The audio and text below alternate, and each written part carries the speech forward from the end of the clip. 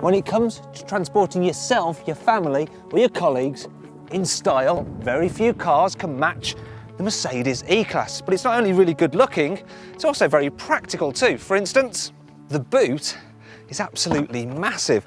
I mean, our camera bag is completely lost in there. It's rattling about like a pea in a whistle. I mean, you'd easily fit 5, 6, maybe even 7 sets of golf clubs in there.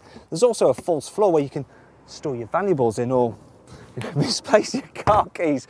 We'll be needing those in a bit, aren't we? The E-Class is a cracking car for rear passengers, and you can see why many posh chauffeur firms use them. I mean, there's absolutely loads of legroom. I can really stretch out. There's decent headroom too, and the back seats are slightly reclined, which means that you could quite easily, you know, fall asleep in the back here. Anyway, crack on.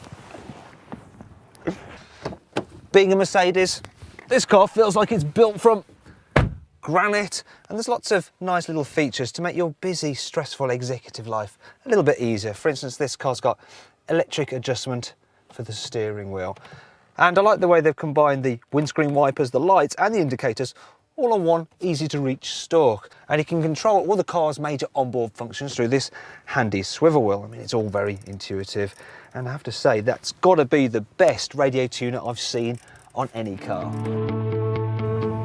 Obviously, being a Mercedes, the E-Class is a very relaxing car to drive. I mean, you're so well isolated from all the hubbub of the outside world. It's just so quiet in here that you waft along in your own cocoon of tranquility. It's very comfortable too, and I think this avant-garde model has the best suspension setup of the entire range because its electronic dampers provide the perfect balance between handling and comfort. Being rear-wheel drive means that the E-Class is pretty good fun to drive when the road gets twisty like this. That said, it's not as sharp still as a BMW 5 Series, and I don't think that it's as a market feeling inside either. I mean, on the Beamer, you get leather as standard across the entire range.